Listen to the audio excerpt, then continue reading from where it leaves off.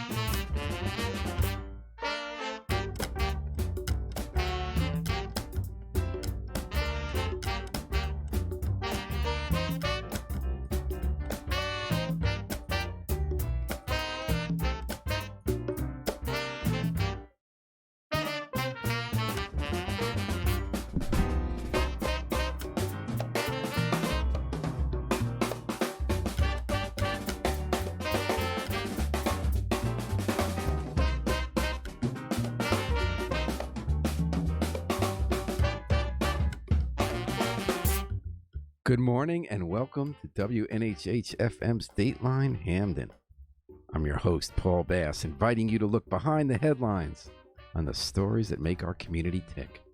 Roxana Walker-Canton already makes our community tick, and she's looking to do that even more by running for a seat on Hamden's Board of Education. She's here in the WNHH FM studio to talk about that and about education in general. Welcome back to our studio, Ms. Walker-Canton. It's great to have you. Thank you so much. Thanks for the invitation to return. All right, and then we also want to thank Yellow Haven Hospital for providing support for today's program. So you won the endorsement last month, I guess it was, at the convention of the Democratic Party in Hamden. Yes. To run for a seat on the Board of Education again, and you got it away from someone who'd been there a long time. Were you surprised? Did you know you were getting in there? You're going to be embraced by the party establishment as well as people who want to change? Well, first of all, I want to say thank you to the Democratic Town Council for their support of me, being someone new, coming into trying to get the seat. So in terms of being surprised, I don't know if I was surprised as much as just really honored that people would see the value of the experience that I'm bringing to Hamden Board of Education and seeing that as something that's going to be valuable to help us move into some of the changes that are going on in Hamden now. Oh, that's interesting. So we got to talk about that. And what made you want to run? Just on a personal level. Yeah, well, my husband and I are both educators, and we always talk about the fact that, when we see families and the children of their parents, many times at least one of them is going to go in what we call the family business. And so in our home, education is the family business. And so because we've both my husband and I are university professors, our children have grown up on campuses. We demand a lot from them educationally. Education just has been the center of our lives. And so I think running for the Board of Education is like a natural step into another realm. I've been teaching, like I said, at the university, but I've also University of Bridgeport. Right, University of Bridgeport, right. And but I've also been working with my own business, Kim Can Academy, where I'm tutoring and offering enrichment for students K through 12. So is that in Hamden? It is in Hamden. It's right across actually from Town Hall, and it's in the DiMatteo building. And so I've just been working with students while I was in the university. I've been working on curriculum and. So I think what do you teach? What do you teach at the university? Film courses and literature courses as well, right? And I'm a filmmaker, so it's the whole gamut, yeah. Okay.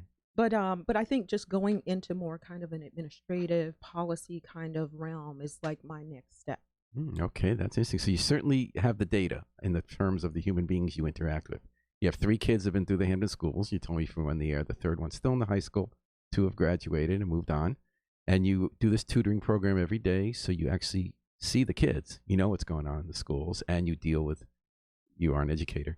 So, but I guess the question I had was, okay, natural next step. Did anything prompt you to do it this year rather than 2 years ago, or wait for 2 years ago? Why now? Well, yeah, that's a great question. I think that the incident with the young people who were shot started although I've been working We're with talking about Paul. Paul and Stephanie, Mhm. correct. And so, and so I've been socially, active with social justice issues. My filmmaking is about social justice issues. Mm. But when I started working and coming out with a lot of other activists, it just sparked something in me. It made me really think about these young people and what we need in Hamden to make them safe. And it's not just safe on the street, but it's also safe. But I'm not talking about just Right, you're physical talking more safeness. broadly than We're like talking whether the cops should be fired or not. exactly. And so part of that is what I do, the family business, education. So it's basically, how do we take our social activism and use the skills and experiences that we have to improve our town?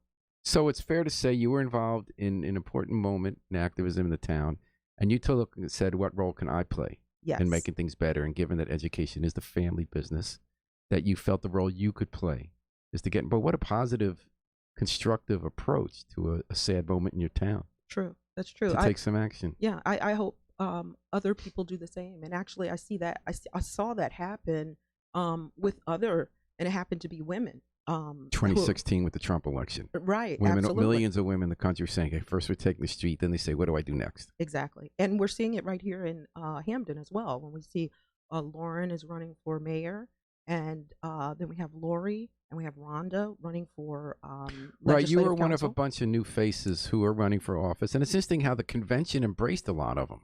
Yes, Like, absolutely. I mean, Myron Hull had been on the board for 20 years, right? Or in, Right. in different boards in town.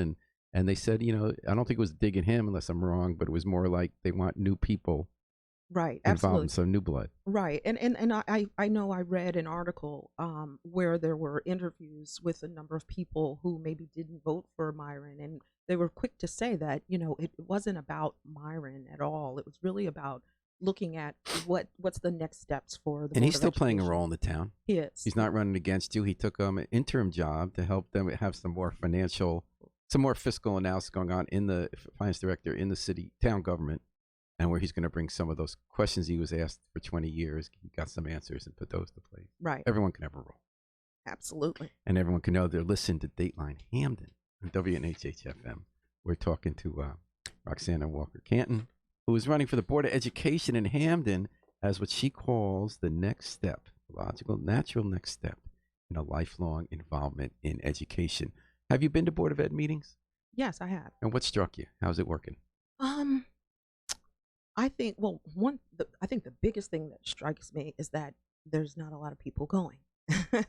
And so I think one of the initiatives that I'd like to see happen is to have more participation from the community within these board meetings, the Board of Education meetings, because there's so much going on and there's so many policies that are being made. And I don't know that the general public is aware of so many of the issues that are so important to the education of our children. And everyone needs to have a voice. Any thoughts about, and by the way, Inner City, Connecticut, that's Babs says, good morning. Nice to see you, Roxana. Hi, You two Babs. did a wonderful conversation. I listened to that interview. Thanks. Really Good fun. morning, Babs. So any thoughts on how you increase that participation? Well, I would love to be able to, actually, it would be great if we could move our meetings, sometimes have some meetings in the community, as opposed to necessarily just having them in the Board of Education space all the time. Just the move. Like in New Haven, every year they pick a different school. Yeah, exactly. And so that way, people that live in the area can just come through. But it also just shows, I think, a sense of commitment from the board members that we're not, quote unquote, just board members, and that we don't just sit in the Board of Education. And I'm not implying that, quote unquote, they're just sitting, but it's a perception. It's a visual perception. Yeah. Yeah. And Mont Battle says, "Hey, Ms. Canton."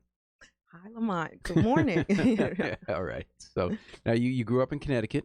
You've Yes. been in Hamden for over a decade, and you teach film at University of Bridgeport. And you mentioned that you run an agency called, not an agency, an organization called KMCAN, KMCAN Academy, which does affordable tutoring for K-12 students.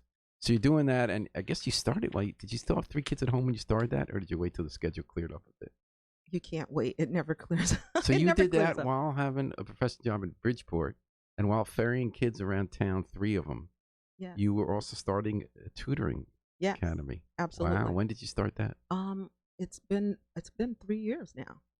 But I started it in my home. Okay. And Kim Can stands for it's the first letters of all three of my children and the first three Oh, letters of all our. right. It just kind of worked. It was catchy, That's but nice. but I really based it on what I called mommy school.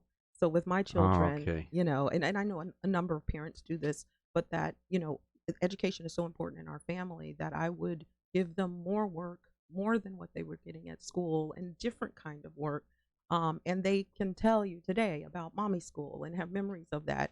But what I found is that one-on-one instruction is really valuable and it works. And Mhm. I'm hoping that because it's affordable, um, people who maybe wouldn't be able to afford the kinds of costs that go with tutoring. I mean, you might have like $75 to $100 an hour for tutoring, but making it affordable, So those what do you folks charge? $35 an hour. Wow. Okay. Right. And how many hours a week do most kids go? Most, and it depends on the age, but most do an hour, and then the next group will be about 2 hours a week. And do you hire people, or are you the tutor? Right now, I'm just the tutor until it grows. So I'm not at that 5 year, with a small business. They say it takes Right. 5 years, but it is definitely growing. This summer, had a whole class of SAT prep as well as a summer camp program, and so it's growing. And So can you pay the rent for the office with that? well, sometimes. That's tough. Yeah. Yeah. It's especially in the summer, it's harder because students leave. But now we're about to um, gear up again now that the school system is about to open up. But I'm paying the rent, All but right. just Way to barely. go. That's Yeah, not bad. Small business. we're getting there. Especially a business model that doesn't try to take all the money you can out of Right. people participating. That and And that's central to education your is mission. Yeah. education is a hard sell. Okay, because parents think my kid is in school, they should get what they get there, and they should. But sometimes when you need that extra money is going to sports, that extra money is going to other extracurricular activities. So to say, now pay this $35 an hour, even though it's not the going rate. That's still it's still another fee. So what you've noticed about that extra that's needed in the one-on-one, is that at all at this point, or just down the road, an idea you can bring to your work on the Board of Ed? Um, oh yeah, I mean definitely because I think the work that I'm doing with KimCan, I will be able to speak from experience about the kind of curricular changes or about some of the deficits that we see or some of the strengths that we see with students that are coming in. And of course, my sample is small compared to the entire, But you also had range. 3 kids there. Exactly. So do you have any sense on where the biggest deficits? I know every kid is different, no question. Right. Do you have any kind of general sense of the kind of specific deficits that could get more attention? Oh, absolutely. Reading and writing. The students do not get enough opportunity to write. It is not a priority. Even in the English classes, the writing and because I also teach at the university, I see students, and it's not just Hamden. So I Mhm. see students coming into college with very poor writing skills. Right. And part of having poor writing skills is because you're not reading a lot. So I think that, and because we started getting into the STEM, there was so much focus and money being put into math and science that all of the humanities and social science type courses were kind of pushed to the side. I think And another good writing also is about good thinking. I absolutely remember when I learned that 5-paragraph essay and they kicked that into me. You really have to organize thoughts and think logically and where you're going with an idea and express it well. And there's something else you said I related to, which is when people tell me how to write better, I tell them to read a lot. absolutely. And in addition to that is foreign language. The foreign language programs, and I'm not talking about individual teachers, but the programs I don't think are really educating our students to really be global leaders in In what terms way of do you think there education. needs to be more instruction, a different approach to the languages, earlier start? What's your take on this? Earlier start, different approach. My daughter, she actually loves languages, and I actually majored into languages undergrad, and Which ones? I did French and Spanish. My daughter's taking the one that's still in high school. She's taking Spanish and Chinese, and she's been Oh, taking Chinese the longest. those are really different. They I remember because I are took French and Spanish in high school, and it was kind of easier to go the right. second one because they were so similar. The romance. But Of it, forget it, exactly. China's a different. That's a whole nother. That's a whole nother Are you game. talking Mandarin? Yes, Mhm. right. But what I found with the Spanish is that because I knew Spanish. I can't help her with the Chinese at all. But with the Spanish, I found that after 2 years of high school Spanish, there was some just basic information that I know she should have known that was not even introduced. And so that's problematic. We really need to look at that. And I think part of that is because I'm not sure that the school system really values So you're the saying it needs to be language. more rigorous, not only earlier, but more Right. rigorous standards. Right. It needs to be taken seriously, that it is important to learn foreign languages. Yeah, It's no important. question. In terms of like doing any kind of successful career as an adult, Right. often it's going to involve either here dealing with people who speak other languages or interacting in a global economy. Right. And with the foreign language, it's not just the language that you're learning about the culture and the Yeah. history of others that don't live in America. So, Yeah, you know, that's a good point. And also about language itself. I remember my first year taking foreign languages wrapped up in thinking about how language works. exactly. And actually, I find that students that take languages, and if they have good instruction, they start to understand the English language better because the English language is not taught to us the same way that the foreign language is. And so, One thing that struck me, and it depends what language you learn, was how complicated English is compared to, let's say, Spanish. right, A little That's less logical. right, And I wonder if it's because it was fused from different, like, and I'm getting beyond my knowledge base here, but it's because it was fused from like Anglo and Saxon, which were different sources and had other sources that maybe they were kind of cutting the baby in half and taking a little bit of that, but not having the whole together. maybe so, maybe so. But it's very different in terms of trying to learn it because there's so many exceptions, you know, with the rules. But there's no exception to the fact that you're listening to Dateline Hamden, WNHH FM. We have the pleasure today to speak to Roxana Walker-Canton, not a new voice in education in Connecticut, but running to be a new voice on the Hamden Board of Education. She's a Democratic candidate for a slot. Now so as we mentioned, 2 kids went through the Hamden schools. You got a third one now there. You've talked about foreign languages. You've talked about STEM maybe crowding out as a priority, reading and writing. Overall, how did you feel about the education there? Because you did decide to send them all there. You could have sent them down the hill to Hamden Hall. Why, or Notre Dame?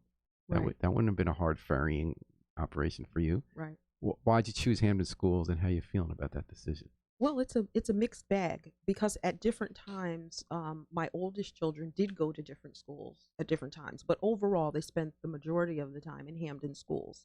The mixed bag is that I know for my son, when we first moved here, he went to Westwoods, and there were hardly any other black boys in the school. That's the northern part of town. Right, exactly. And so that was problematic for me because and the problem that I see there is the diversity or the lack thereof and the perception that teachers have of black boys.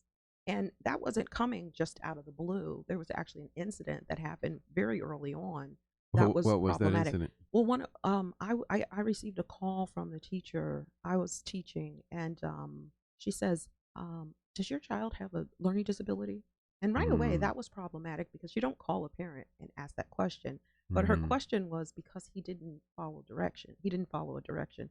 5th grade boys do that, and so he didn't do an assignment by following the directions, and he didn't feel like because he still got it right, but he didn't understand that the directions needed to be followed the way that but that in and of itself, and then it just kind of blossomed from there to the point where I said, you know what, he needs to be out of here because I just didn't feel, once I spoke with the principal at that time, spoke with the teacher had done something else to him where she said he had to draw something, and my child doesn't like art, and so he drew like a stick figure, and she says to the whole class, my 2-year-old could do that. And again, Oh my goodness! this is my Now, would she have done that with a white kid?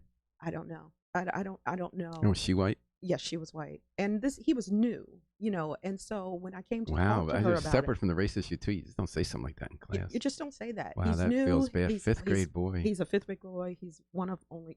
I would have felt terrible. Exactly. And the thing about it is, when we went to speak with her, she said, "Well, I use sarcasm, and so therefore," and I said, "Well, is he allowed to use sarcasm with you?" And she said, "Well, no." And I said, "Of course not. I wouldn't allow that."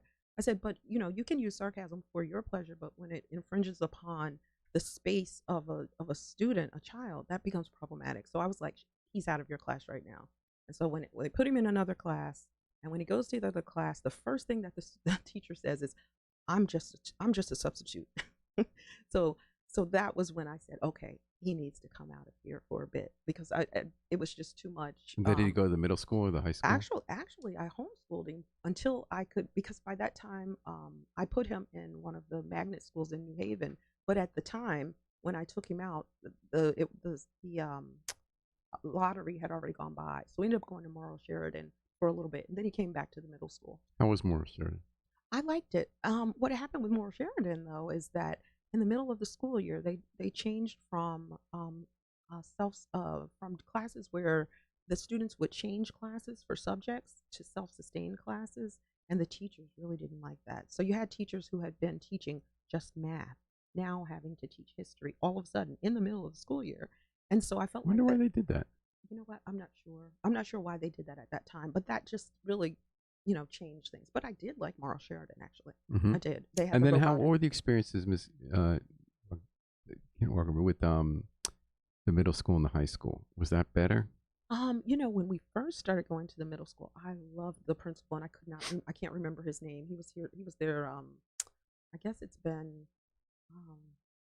it was 2 principals ago. And he was really great with the students. I felt like he got middle school students. He understood where Which they is were. a challenge. It is. Lots going on with middle school students. It is. Biologically, It is. psychologically. It is. But I thought he got them, and he ran the school in that way. After that, I start feeling like it was a bit more about discipline and order. And in some ways, when you go into the schools, and I felt this way about Westwoods, is that sometimes it was so sterile that you forget that young people are there. And sometimes I feel that that happens sometimes especially when you have a lot of students of color, because everyone's trying to manage them instead of allowing them to be creative and allowing them to be who they are. So the middle school ups and downs in terms of how I kind of the perception that I have of it. Same thing with the high school. Were you there when Gary Highsmith was the principal, or Yes, how did he do? He was from New Haven. He'd come up through the ranks here. Yeah, I mean, I think it was just very okay. Nothing dynamic, nothing new, or it's just okay in terms of how the school was kind of run and in terms of the culture of the school. And that's one of the things that I really want to talk about a bit today is the culture, this ideal about diversity in Hamden. It's more than just the number of schools. It's more than just redrawing the lines for the district. It has a lot to do with the culture of the school, and that has a lot to do with the students, has to do with the faculty, the staff, it has to do with the curriculum, and it also has to do with what kind of plays are you bringing in the arts? What kind of music do you play in the orchestra or you sing in the chorus? When you have parties, who is allowed to be the DJs?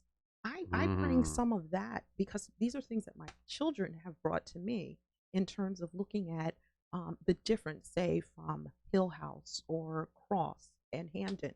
And while Hamden has a number of Black and brown students, it's a very different culture, especially in terms of just that, like African I American. remember a generation ago, my kids were at Edgewood School, elementary school in Westville.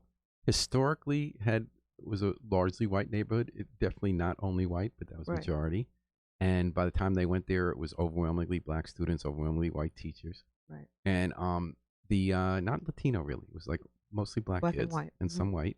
And there was this wonderful old teacher who'd been there, one of those kind of stereotypical, been there like maybe 40 years in the system, older woman, and would do all these like colonial America songs and like no sense or ability to connect it with any kids, Right. And I remember that was such a cultural flashpoint. She did a lot of effort in these things like, a maypole event. And it was wonderful, but it was so out of step. Right. Culturally with where the kids were. Not that you should get rid of one thing, but that you had no connection to the new. And I remember how they gracefully tried to deal with that with respect to her, but that had to change. Right. I wonder if you're talking about that on a larger scale now that Hamden has changed. Right. Absolutely. And that it takes sometimes a generation for systems to catch up with the reality on the ground. Absolutely. And I think that that's where we're moving. And I think that's why there's been a welcoming of new voices. Because since I've moved here, there has been what we call the browning of Hamden. Hamden is becoming more Black and brown. And the school system already is a majority. Right, exactly. When we look at when we look at black and brown altogether, right? But most of the board ed is white. Yes. What are the numbers? I forget. There's Walter is African American, and then Arturo is Latin. And that's it. And how many members are there? 9. Whoa, 2 of 9 in the school system. Right. So it's you got to catch up. Yep, absolutely. Bob McCormick asks you, thank you for the question, Bob, and for listening to Dateline Hamden. How has teaching changed your life? Oh, wow. I love it. I do. I love working with students. I've noticed recently, however, that I'm getting older. So it feels you too, huh? Just a little bit. That seems happening to me too. Yeah, it feels a little different, but I still try very hard to find a place of connection with each student, and each student is different, so that connection comes differently. But I find that when I make that connection, the students just open up, and that's that's something about education, is that all of our kids can learn. They can learn and they can excel. They can do so much better than so many of them are doing. But I think there has to be a connection, and I do believe that not all teachers, but I think some teachers have maybe been worn down, or maybe have just been there too long. Sure. And that connection is not being made with the majority of students. That goes, you were earlier talking about, you do that tutoring, because you talk about that one-on-one after. You can't just spend a whole day one-on-one, but you can see students as individuals. And I wonder if that ties in. I don't want to be leading on like if you're not saying this. I wonder if you're saying that has something to do with what you're talking earlier about going to sterile school environments, or while you have to have discipline, have that be the culture of the school, or when a kid finds a different way to get to the same answer or draws in a different way, whether you kind of embrace that and work with that and even encourage that. Exactly. Not a disrespect. I mean, if that becomes a substitute for wanting respect based on earning it, I think that holds the kids back, right? Right, absolutely. I mean, you hit it on the nose when you put all that together. It creates a certain kind of atmosphere, and it's an atmosphere that students don't like to be in. So students come for the socialization. They come to be with their friends. Education can be exciting. They can learn, and they can learn new things, and they can enjoy it. I think we've gotten to the place now where we've accepted that, kids just are not going to like school.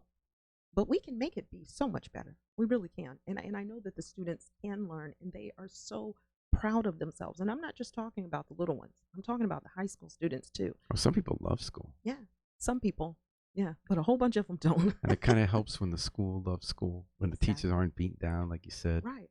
And, there's a difference. My kids have been in sports, and we noticed a difference when we would go to other schools and in predominantly white neighborhoods, even at the games, where the students from the schools would come to cheer on their fellow students, but there would also be other activity where the different organizations maybe would be selling something. Teachers would be there. I mean, it's a whole different vibe. The students could stay after school. There was one thing about the middle school.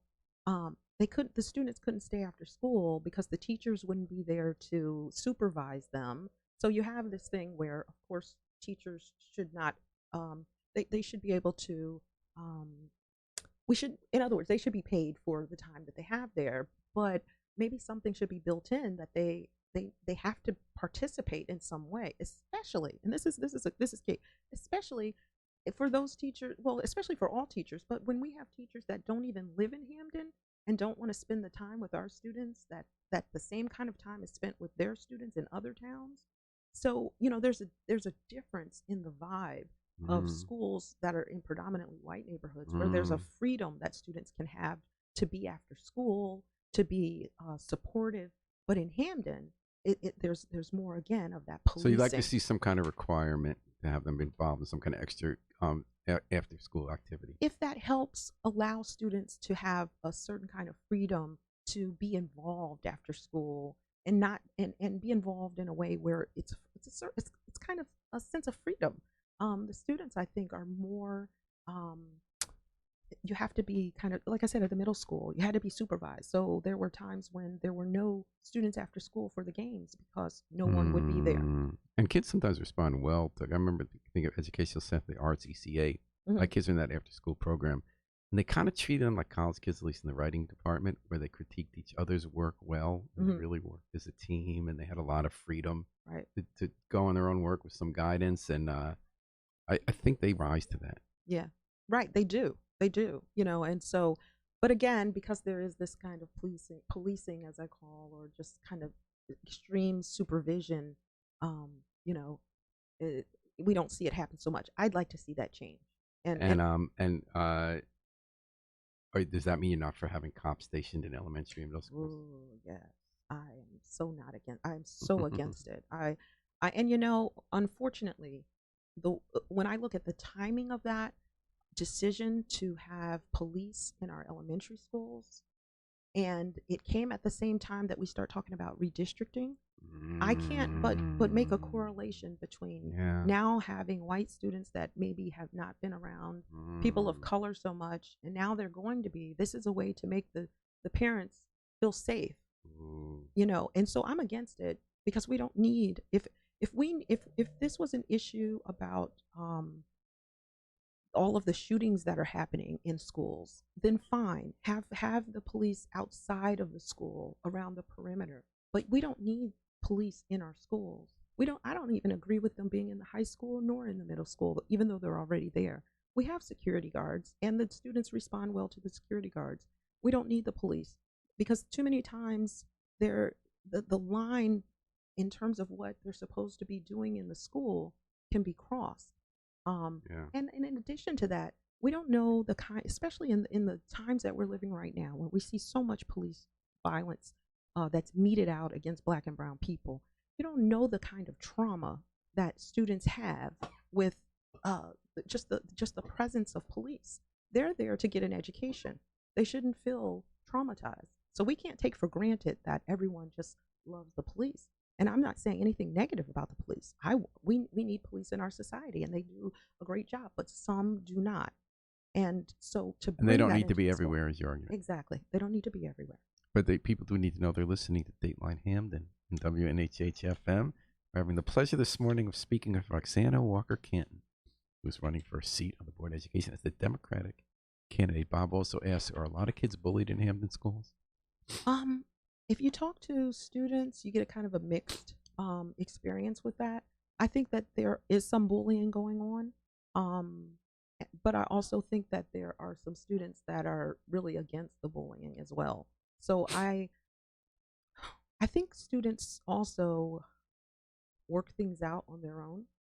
So I don't know if there's any more bullying going on in Hamden than there is anywhere else, to be honest. You know what problem really was interesting to me? I hadn't known, was not on my radar till mayoral candidate Lauren Garrett came on, and a listener asked about it.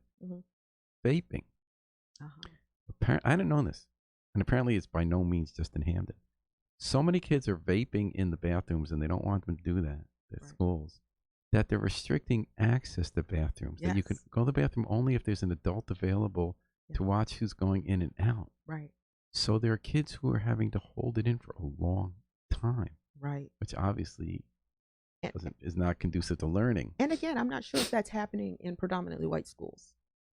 I'm not sure. Oh, I thought this one was. I could be wrong. I'm not sure. Oh, you think they're just letting them vape in the white schools? Maybe. And maybe should they allow them? What, should they let them?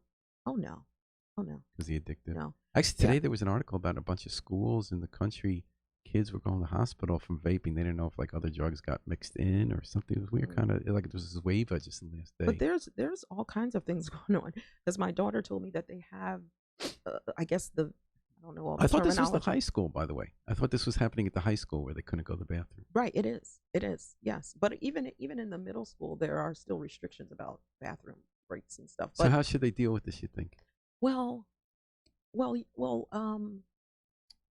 I'm not sure. I'd have to think about that. I'm not sure either, by the way. Yeah, I'm not sure. This is like, because it's a tough one. Yeah, because the thing about it is, it's not cut and dry. Because my daughter was telling me that the vaping is so obscure now, because they're making the device that you vape with look like thumb drives or something like that. So the students can come in and it'll look like something that they need for school. Or when you read about the addictions, because I mean, this is an age-old strategy, but tobacco companies hook kids when their brains are more susceptible to a lifelong addiction. Absolutely. I mean, it's really evil stuff. It is. I mean, when you're not close to it, think about it a lot. You think, okay, so people smoke, some people don't. It's not the end of the world. It's not a good thing.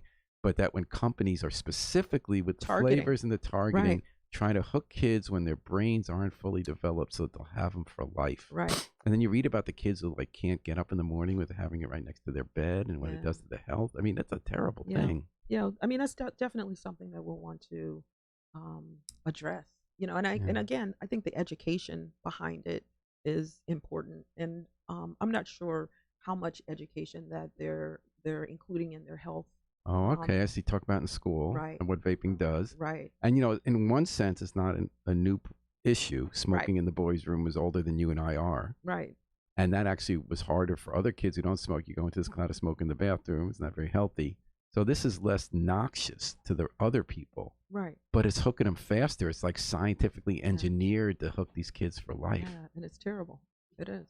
So you'll have some interesting challenges, Roxana, Absolutely. coming into the job. Anything else you want to talk about before we close out? Yeah. I mean, there the two things that I want to talk about. One is again just about this diversity issue and the way that we really need to in Hamden look at diversity in a wider way than just the number of students. That we really need to look at our hiring practices and the value of having a multicultural teaching staff, and how that will enhance education overall. The value of having a diverse curriculum, so that the novels that students are reading are not the majority of them just being from white American authors, and the value of that, and the value too of teachers that are there now that are white, of having camaraderie and collaboration with other teachers who are maybe coming from a different walk of life.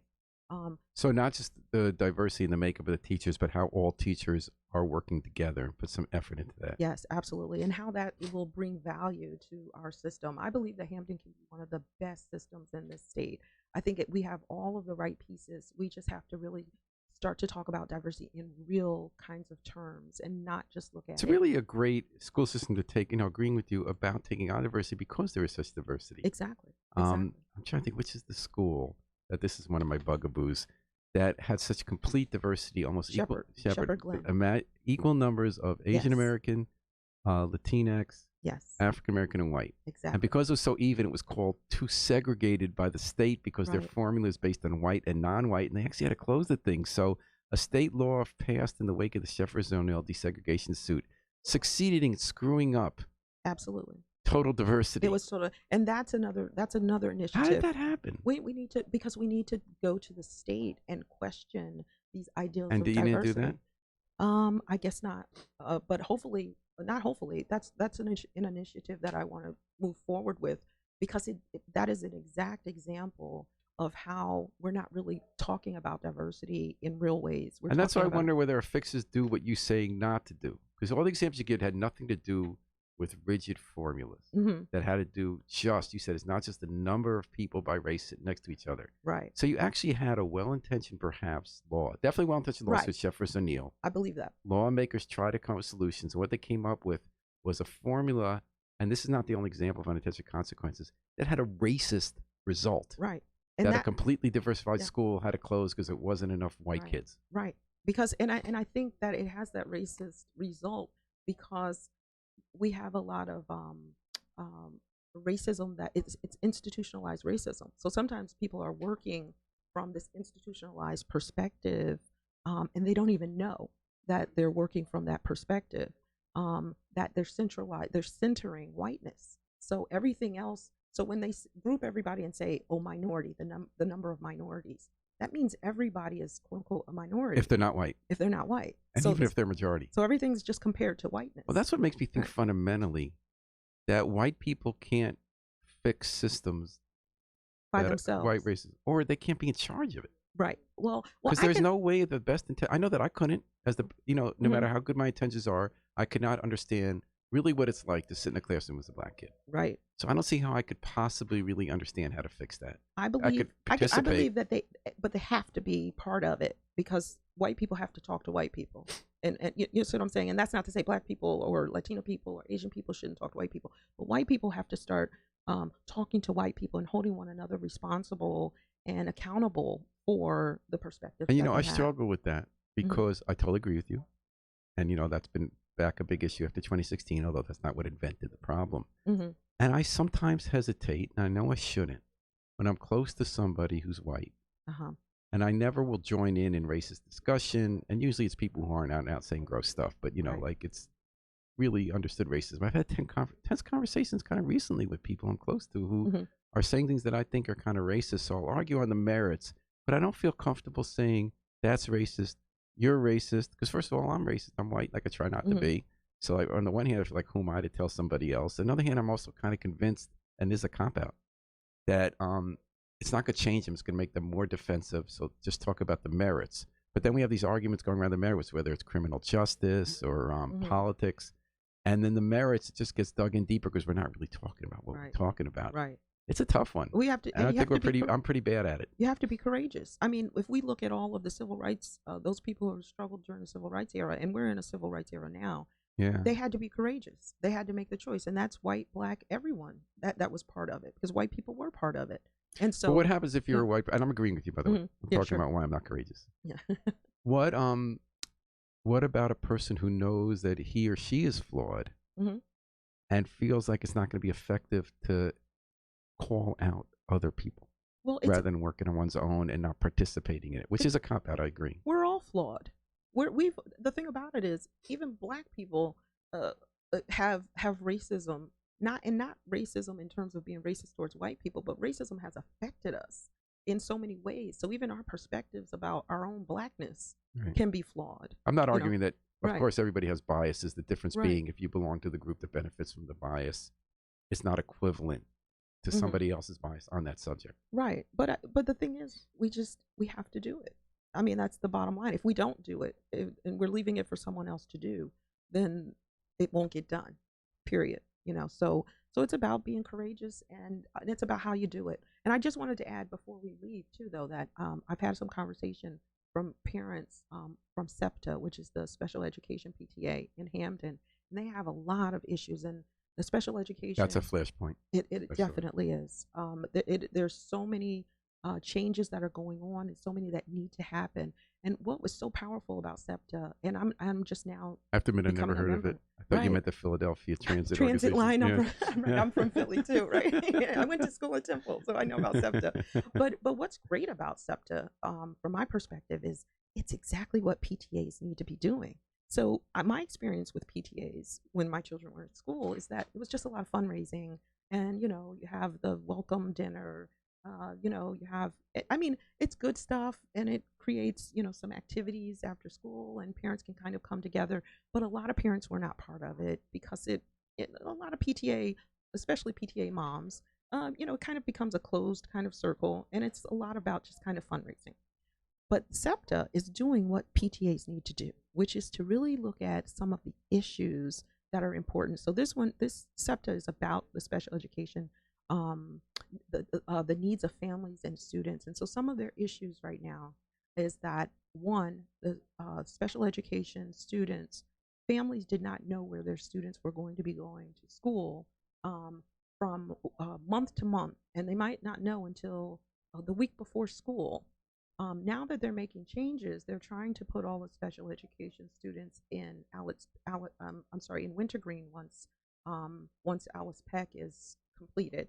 And so when they put them into Wintergreen, some of the issues that some of the parents have is that now the students won't have the opportunity to be with neurotypical students. Someone's no mainstreaming anymore. Right, exactly. And in addition, the Hamden Collaborative Learning Center, which I think deal with older students that have some discipline problems, will also be at Wintergreen. And so they're in other words, I think parents are starting to feel, or families are starting to feel, that are they just kind of pushing them over to the side as opposed to trying to have that kind of mainstream.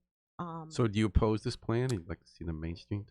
Well, I what I support is what parents need, what families need, and so my stance on this is that the parents need to be, and parents are saying this, they want to be part of the decision making, and I think that's so important because 9 members on the Board of Education and if none of us have special needs students or children, how can we then talk about what the special needs families need? And I'm all about the families and what families need to get the education that every student deserves.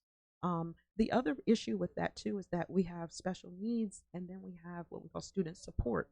And so student support has become more of a disciplinary issue. So students that will be taken out of class to have student support, many times they're discipline issues, and many of those students are Black and brown. And one parent told me that they believe, and this was a white parent, she says that she believes that, first of all, they're mostly Black and brown, but she believes that a lot of these students really are special needs students, but they're not getting the diagnosis. And so instead of them getting the diagnosis that they need and deserve, they're being noted as disciplinary problems. And if we look at the numbers of disciplinary actions like in-school suspension, out-of-school suspension, and expulsions, oh my God, it's a vast number of Black and brown students. It's overwhelmingly Black and brown who are being suspended in and out. And then there's of course the cross section of those who receive the student support. So these are issues that are important issues that we need to address. Sounds like you bring a whole toolbox to address it. Yes. And speaking of courage, you got the courage to run for public office. Absolutely. What you call a new civil rights era. I have to tell you, Roxana Walker-Canton, I learned a lot this hour. Thank you so much for coming on WNHH, and please come back. Thank you. Look forward to it, and thank you for the invitation. All right, you're a candidate for the Hamden Board of Education. Thank you for joining us today, WNHH-FM. Thank you for the questions, folks, and the comments. Thanks to the miracle man behind the controls, WNHH station manager Harry Dross, and thanks to Yale New Haven Hospital for providing support. We're going to take it out with the Afro-Semitic Experience, performing I Wish I Knew How It Would Feel to Be Free, from the group CD A Plea for Peace. This is Paul Bass inviting you to fly free with us all day and all night at WNHH, New Haven's home for community radio.